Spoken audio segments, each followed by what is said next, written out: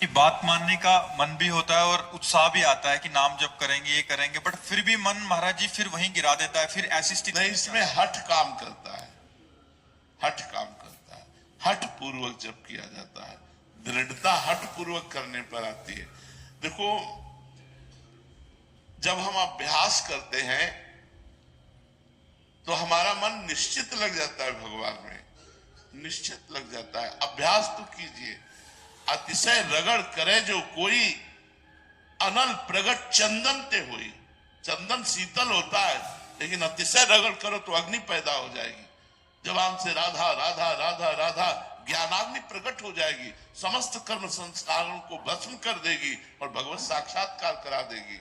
लेकिन लगे रहना पड़ेगा, दृढ़ता लानी पड़ेगी। अपने आप भजन हो ये तो सिद्धों का होता है, साधकों का थोड़ी होता है। अपने को तो लगे रहना, राधा राधा राधा राधा राधा लगे रहना है। शरीर से कार्य करना है, कायर बन के नहीं बैठना, और मुख से नाम जप करना है, हृदय से भगवत आश्रित हो जाना है। सब आनंद ही आनंद है। जो दुख और विपत्ति आवे उसे सह जाना है, सहकर आगे निकलना है। बड़ा आनंदमय मनुष्य जीवन है।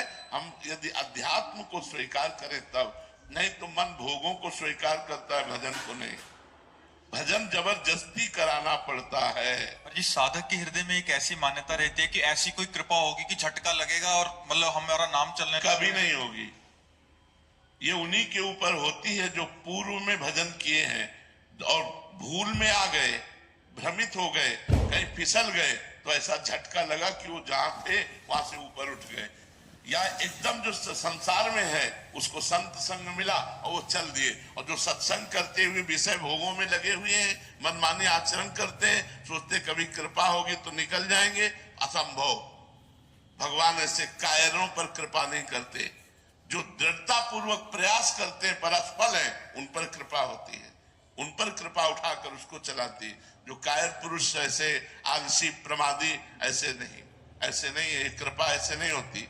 हम दृढ़ता पूर्वक लगे हैं लेकिन असफल हैं। अब कृपा आपको उठाएगी, अब कृपा आपको सफलता प्रदान करेगी। आप लग ही नहीं रहे, भोगों में लग रहे हो, बोले हो जाएगा सब श्री जी की कृपा से, तो दुर्गति हो जाएगी। हमारी बात मान लो। ऐसे नहीं होता कि केवल कृपा की बात की और मनमानी आचरण किए, ऐसा नहीं होता। इसीलिए भगवान ने गीता में स्वयं आदेश किया, भागवत में एकादश स्कंद में स्वयं आदेश किया, शास्त्र रूप संत रूपों से स्वयं आदेश कर रहे हैं। अगर हम उनके द्वारा बताए हुए साधन पथ पर नहीं चलेंगे तो कृपा का अनुभव तो होगा ही नहीं, कभी नहीं होगा। और लोग ऐसे ही प्रमादी जीवन बिताना चाहते हैं कि हम भोगों को भोगें और कृपा आवे और हम निकुंज चले जाएं, वैकुंठ चले जाएं। ऐसा नहीं है। साधन धाम मोक्ष कर द्वारा, ये साधन का धाम शरीर है, हमें साधना करनी पड़ेगी, अवश्य अवश्य करनी पड़ेगी। बिना साधना के कृपा का अनुभव नहीं होता। कृपा तो है। और जी साधक में साधुता, पंडित बाबा की एक वाणी है, उसमें एक शब्दावली थी कि कृपा का आश्रय लेके साधक प्रमाद ना करे, हाँ, जुटा रहे। तो इसका आश्रय शायद यही था हमारा। हाँ, बिल्कुल यही है। अगर कृपा का आश्रय लेकर देखो, हम आपको बताएं, हमारे हृदय में कृपा के सिवा कुछ नहीं रह गया है।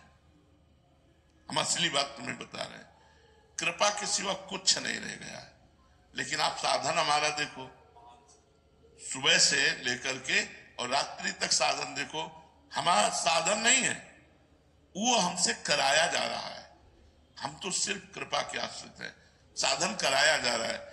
अब ऐसा नहीं कि हम संसार का मनोरंजन करें और कृपा हमको परम पद में पहुंचा दे, ऐसा कभी नहीं होता। ऐसे साधक चाहता है मत। नहीं, साधक तो भी वो गलत है, वो साधना युक्त साधक नहीं, वो भ्रष्ट आचरण वाला विषयी है। लेकिन भगवान की कृपा का आश्रय रखेगा अगर हृदय से सही ढंग से, तो वो उसको भी भगवान आगे साधन पथ में चला देंगे। लेकिन साधन पथ में चलना ही पड़ेगा, आपको साधना करनी पड़ेगी। बिना साधना के भगवत तत्व का, कृपा का, प्रेम का अनुभव नहीं होता। साधना ही आपको कृपा का अनुभव होगा, कृपा से, बस साधना ही आपको कृपा का अनुभव कराएगी। इसीलिए साधन पथ बताया गया है, साधन मार्ग बताया गया है। सब जगह एक ही बात है कि संसार के भोगों से, निंदनीय भोगों से अपने मन इंद्रियों को बचाकर भगवान के भजन में लगाओ, साधना में लगाओ, तुम्हारा परम कल्याण हो जाएगा। धर्म युक्त विषयों का भोग करो। गृहस्थ हो, धर्मयुक्त विषयों का सेवन करो। भगवत प्राप्ति कोई कठिन नहीं है। आप लोगों के दिमाग में लगता है भगवत प्राप्ति कोई बहुत कठिन वस्तु है। कठिन है निंदनीय भोगों का त्याग करना। जैसे आप गृहस्थ हो, आप नियम ले लो, मैं अधर्म का पैसा स्वीकार नहीं करूंगा, धर्मयुक्त पैसे की नमक रोटी खाऊंगा, उसी से अपने परिवार को चलाऊंगा। मैं कभी पराई स्त्री का स्पर्श भी नहीं करूंगा काम भाव से, अपनी पत्नी से मैं अनुराग रखूंगा, मैं अपने परिवार को धर्मयुक्त से सेवन करते हुए और ये भावना रखूंगा, नाथ सकल संपदा तुम्हारी, मैं सेवक समेत सुत नारी, और नाम जप करूंगा। अब जो एक संत की गति होगी वही आपकी गति होगी। पर ऐसा नहीं हो पाता, मनमानी आचरण होते हैं, फिर वो बात नहीं बनती। मनमानी आचरण चाहे गृहस्थ हो चाहे विरक्त हो, अगर ऐसा करेगा तो भगवत मार्ग से विमुख हो जाएगा, भ्रष्ट हो जाएगा। जी क्या सारे साधकों की ऐसे होता है कि कभी तो बहुत उत्साह होता है भजन का, फिर कभी एकदम मंद हो जाता है? हाँ, ऐसा ऐसा होता है, सबके हृदय में होता है।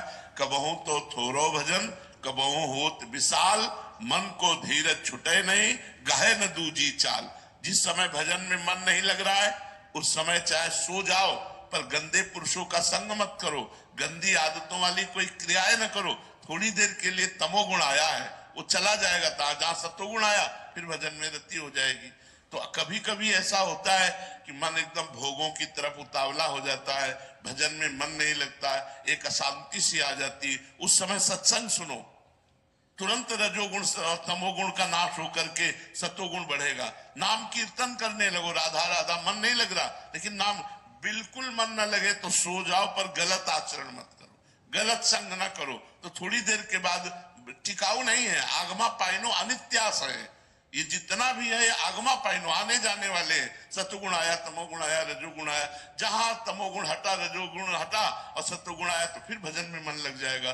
कबहू तो थोड़ो भजन कबहू होत विशाल, मन को धीरज छुटे नहीं गाहे न दूजी चाल। संसार की आसक्ति वाले खेल ना खेलने लगे, फिर तो टिकाऊ हो जाएगा तमोगुण रजोगुण, और सत्वगुण गुप्त रहेगा।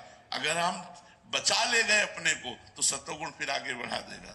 तमोगुण जनित जो भजन में शिथिलता आती है और एक अपराध जनित शिथिलता आती है, दोनों में क्या अंतर है? अंतर यह है कि तमोगणित जो शिथिलता आएगी वो थोड़े ही समय में परिवर्तित होकर वो भजन करने लगेगा, लेकिन अपराध जनित शिथिलता आएगी तो जब तक अपराध मुक्त नहीं होगा तब तक उसका भजन नहीं बन सकता। अंदर संकेत मिलते हैं ऐसे? हाँ, अपराध जनित जो भजन में उसमें जलन होती है, अशांति होती है। हाँ, जो तमोगुण जनित होती तो उसे समझ में नहीं आता, निद्रा प्रमाद आलस्य ये चीजें लगेंगी, लेकिन उसकी भजन प्रियता बनी रहेगी।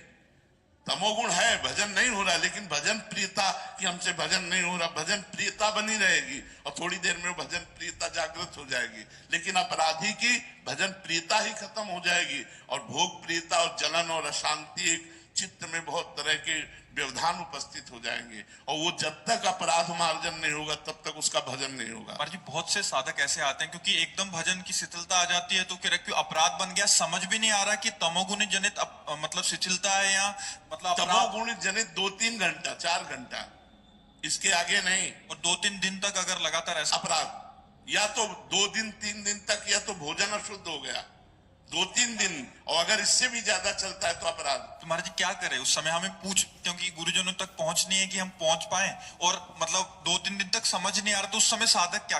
देखो, जैसे तमोगुण बढ़ रहा है, हमको लग रहा है हमारे भजन में शिथिलता हो रही, उपवास एक दवा है।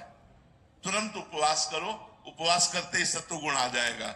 हाँ, जो भोजन जनित या तमोगुण जनित भजन में कमी हो रही, उपवास से तुरंत ठीक हो जाएगा। 24 घंटे का उपवास, 12 घंटे का उपवास, जैसे आपको लगे उपवास करो, जल है, फल है, इससे काम चला लो, तो आप देखो आप सत्वगुण आ जाएगा। अगर इस पर भी भजन नहीं हो रहा तो आपका अपराध है, आप चिंतन करो, किसी न किसी संत महापुरुष के प्रति, कोई न कोई भक्त वैष्णव के प्रति आपकी गलत बात निकल गई, निंदा सुन ली या निंदा कर दी, और अगर आपको जानकारी लगती है कि हमारे द्वारा ऐसा हुआ तो उस संत महापुरुष के चरणों में जाकर नमन करो, क्षमा याचना करो। अगर वो उनकी प्राप्ति नहीं हो पा रही, वो बहुत दूर है, तो मन से प्रार्थना करो, भगवान से प्रार्थना करो, तो शांति मिल सकती है। और जी आपने एक बार परिक्रमा भी एक साधन बताया था कि परिक्रमा कर लो। रोग के अनुसार है। बुखार एक तरह का थोड़ी होता है, कई तरह के बुखार होते हैं, कई तरह के टेबलेट होते हैं, तो सबको एक ही बात थोड़ी होती है।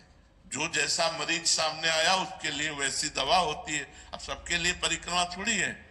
आप मान लो कोई ऐसा वृद्ध है, कोई ऐसा है, तो मान लो वृंदावन नहीं आ पा रहा है, अब वो कैसे कैसे वृंदावन की परिक्रमा। तो आप वही मन से चिंतन करो, हे विश्व के समस्त व्यक्त अव्यक्त महापुरुषों, हे भगवान के परम प्रेमी भक्तजनों, मेरे से जाने अनजाने में यदि अपराध बन गया हो तो नाथ आप भगवत स्वरूप हैं, आप क्षमा करो, प्रभु क्षमा करो।